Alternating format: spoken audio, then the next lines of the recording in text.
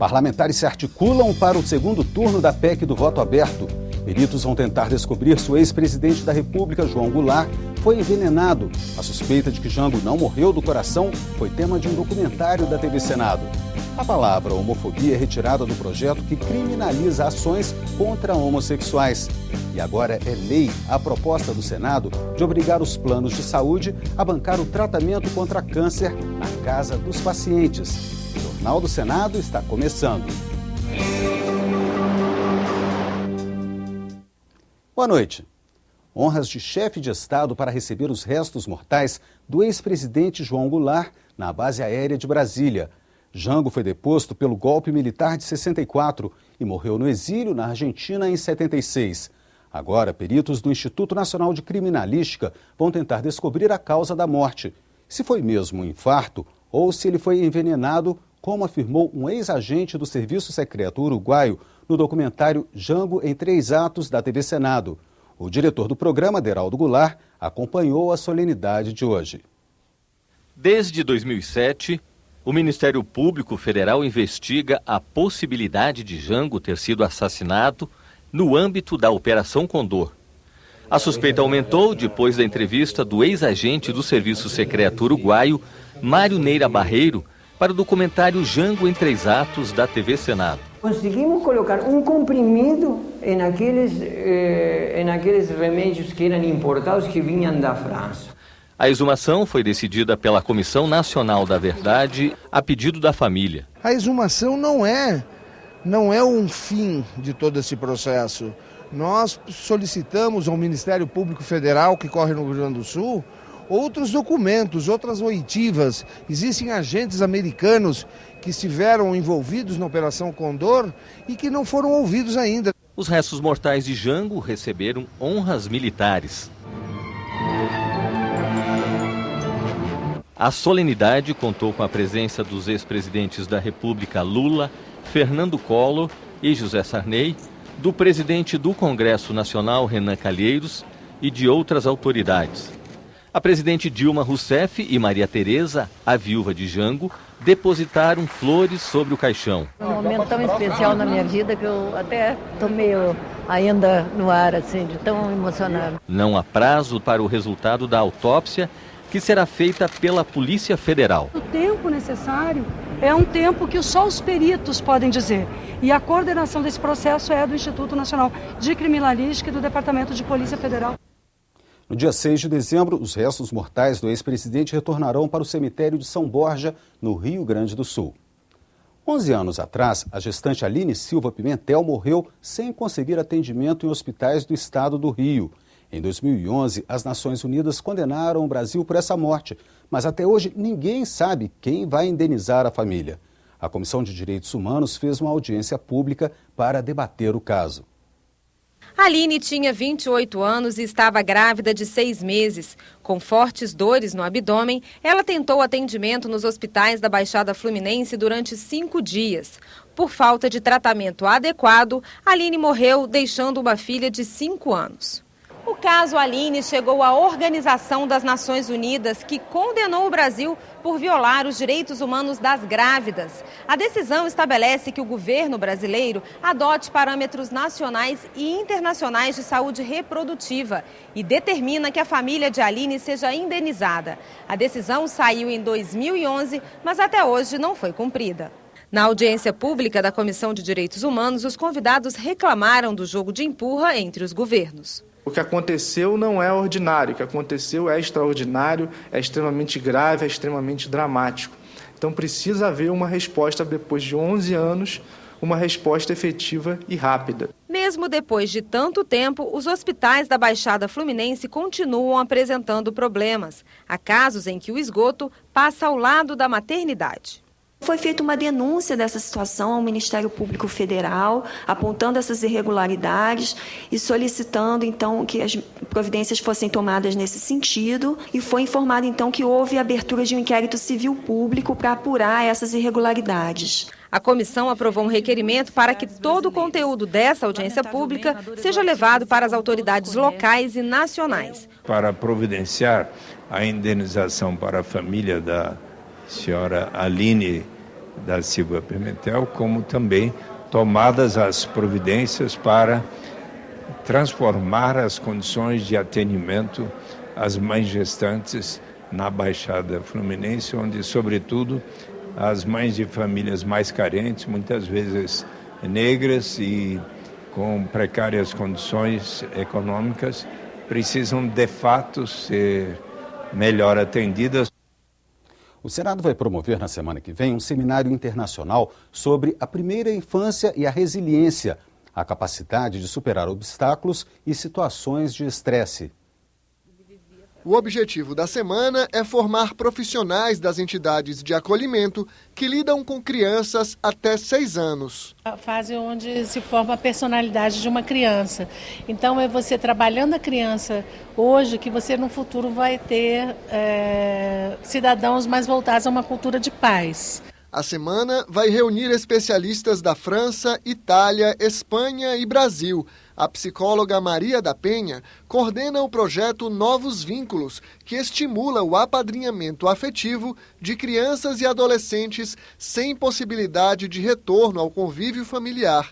Ela explica que os profissionais da área precisam de capacitação. O Estado pode fazer alguma coisa, né? Nós temos recursos para fazer isso, nós temos recursos para capacitar pessoas, para preparar pessoas. Os cuidadores, no caso, podem ser essas pessoas que estão nessas entidades de acolhimento, que muitas vezes elas não têm a noção de como cuidar de uma criança que está ali abandonada, maltratada, muitas vezes abusada sexualmente e que precisa de uma atenção toda especial.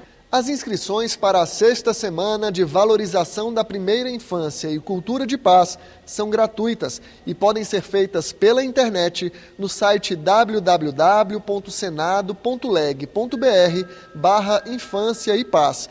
Na próxima quarta-feira, uma audiência pública conjunta das comissões de Educação, Assuntos Sociais e Direitos Humanos discute a formação adequada dos profissionais. Nesse seminário, o que é que eu espero? Que as pessoas saiam desse lugar, né, acomodado, de elaborações, só de debate, que elas passem para a ação, que é isso que as crianças precisam, de ação. A unificação das polícias civil e militar foi consenso numa audiência pública que discutiu esta semana a estrutura da segurança pública no país. O debate foi na comissão especial criada para apontar soluções ao financiamento do setor. No diagnóstico sobre a violência e o papel da polícia no país, o representante do Fórum Brasileiro de Segurança Pública apontou uma incoerência. Os gastos no setor são cada vez maiores, mas os índices de criminalidade não diminuem. O Brasil gasta muito. 61 bilhões é o equivalente a mais ou menos 1,4% do nosso PIB, mas com resultados extremamente perversos, como quase 50 mil homicídios por ano, os estupros pela primeira vez na série histórica superando os homicídios. A necessidade de reforma do setor foi consenso na audiência. 2 PECs em tramitação no Senado propõem mudanças estruturais, como a desmilitarização das polícias. No ano passado, pelo menos 5 pessoas morreram por dia em todo o país vítimas da ação policial. A organização militar comporta a ideologia da guerra frequentemente, que pensa o problema do crime, da segurança, não como um problema da cidadania, para a redução da violência e da criminalidade, mas como um problema de luta interna e de guerra, definindo o antagonista, o suspeito, como inimigo interno. Uma polícia cidadã que respeite os direitos de cidadania, e é isso que nós precisamos, então, de alguma forma, implementar, seja na ponta, através de mudanças incrementais, seja a partir desse debate no Parlamento, através de uma reforma que me parece que somente aqui poderá ser feita. Os especialistas defendem ainda a unificação das polícias civil e militar, um dos principais pontos das propostas que tramitam no Senado. Muito difícil você botar para trabalhar em conjunto, de forma integrada, 2 polícias que têm uma estrutura completamente diferente, uma determinação completamente diferente, além de também termos uma cultura bastante distinta, uma cultura jurídica de um lado e uma cultura mais militarizada, nem tanto na ação, mas principalmente na administração. A polícia que tem contato com a ocorrência não tem responsabilidade nenhuma pela produção de dados que vão informar o processo penal. e isso é extremamente grave. Esta foi a 4ª audiência da comissão. O relator tem até o dia 3 de fevereiro do ano que vem para concluir os trabalhos. Mais do que uma segurança pública como sinônimo de polícia, nós precisamos de uma segurança pública que seja sinônimo de cidadania, sinônimo de democracia, sinônimo de concretização de políticas públicas. A Comissão de Direitos Humanos pode votar na próxima semana o projeto que criminaliza as ações contra homossexuais. Será um novo texto para substituir o projeto original da Câmara dos Deputados, que não agradava parlamentares evangélicos. O relator da matéria é o senador Paulo Paim. Retirei fora a palavra homofobia. Não entrei nessa questão. Primeiro. Segundo, ficou igual o crime de racismo, o crime contra o idoso, o crime contra o deficiente, o crime contra a criança, enfim, todo tipo de discriminação fica numa única lei, inclusive a orientação sexual. Terceiro, havia uma preocupação muito grande com os templos religiosos. Nós colocamos ali que é preciso que se respeite a posição dos espaços religiosos. A Constituição, ela já determina que o local de culto é inviolável. Então, a manifestação livre do pensamento também ali é inviolável. Acho que foi por um bom senso, eu creio que caminha para a convergência, caminha para que realmente nós consigamos chegar num bom termo. Senadores já iniciaram as negociações para o segundo turno de votação da PEC que acaba com o voto secreto nos legislativos de todo o país. Ontem a proposta foi aprovada em primeiro turno por 54 votos a favor. A sessão durou mais de 6 horas. Na tribuna, os senadores apresentaram posições distintas sobre a proposta.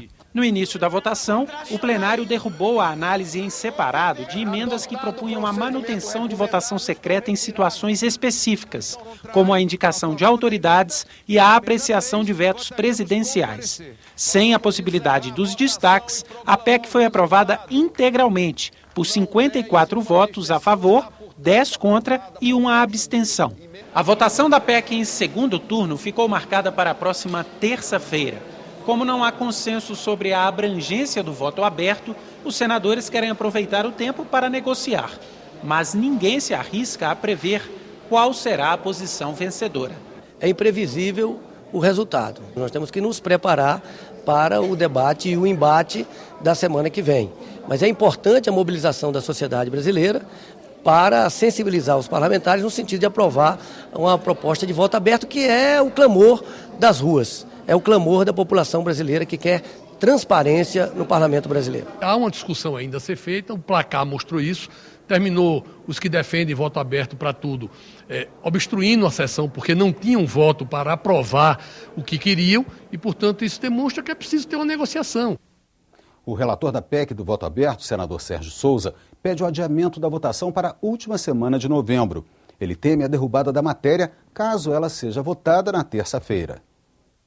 Eu defendo o voto aberto, inclusive nós vamos trabalhar para que o segundo turno nós tenhamos aí um tempo razoável para discutir inclusive a matéria, para que a sociedade também faça a pressão sobre o Congresso Nacional. Porque se votarmos na próxima semana o segundo turno, nós acreditamos que vai haver destaque e o destaque vai tirar do relatório aprovado em primeiro turno o parte daquilo que é necessário para acabar com o voto secreto. Ou seja, os destaques serão para ter voto secreto na escolha de autoridades e manter voto secreto também para derrubada de vetos.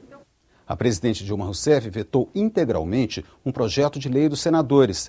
A proposta aprovada há um mês devolvia às assembleias legislativas e à população dos estados o direito de criar municípios. Hoje isso é proibido. A presidência justificou o veto, alegando que a medida permitiria o aumento expressivo do número de municípios com impactos econômicos e fiscais. Segundo o governo, haveria mais despesas que não seriam acompanhadas de novas receitas. O veto será analisado pelo Congresso, que poderá manter ou derrubar a decisão da presidente. Quem administra as escolas públicas brasileiras? Como essas pessoas chegam lá? Concurso, mérito, eleição ou indicação política? Maneira de selecionar os dirigentes é um dos pontos do Plano Nacional de Educação que está em análise do Senado e é o tema do programa em discussão deste fim de semana. 46% dos diretores de escolas públicas no país são escolhidos por indicação de políticos, pessoas que muitas vezes não têm o conhecimento necessário para dirigir uma instituição de ensino, nem um envolvimento prévio com a comunidade escolar. É QI mesmo, é indicação. Inclusive, tem indicações minhas e eu não quero participar disso mais. A prática levanta críticas de especialistas da área, que propõem alternativas como a eleição e o concurso público, mas não há unanimidade. Obviamente, o concurso não pode ser aplicado para todo e qualquer posto ou ofício público. Não se presta concurso, por exemplo, para deputado, para governador ou para presidente da República. É tão difícil assim gerir uma escola, mais difícil que gerir um país? Nem sempre a eleição de diretor é resultado da mobilização da comunidade. A gente também já vem verificando a interferência política, a interferência de políticos nessa eleição. Pesquisas indicam que o processo de escolha do diretor tem influência sobre as notas dos alunos. O assunto é um dos pontos do Plano Nacional de Educação e foi debatido por especialistas em audiência pública na Comissão de Educação do Senado. Veja os destaques do debate no programa Em Discussão deste fim de semana. O Em Discussão sobre o processo de escolha dos diretores estreia no sábado às 11h30 da noite, com reprise no domingo às 7h30 da noite. É lei a partir de hoje. Os planos de saúde terão que fornecer remédios para o tratamento de câncer em casa. O projeto que os senadores aprovaram no mês de outubro foi sancionado hoje pela presidente Dilma Rousseff. O hospital não é o único lugar de tratamento para os pacientes com câncer. 40% deles fazem quimioterapia em casa, com medicamentos de uso oral. A grande vantagem é que o tratamento oral não necessita de punções venosas, de idas frequentes à clínica, aos hospitais, né? E muitas vezes faz com que os pacientes façam até menos exames de sangue, que é algo também que penaliza o tratamento. Mas os planos de saúde não eram obrigados por lei a garantir esse serviço.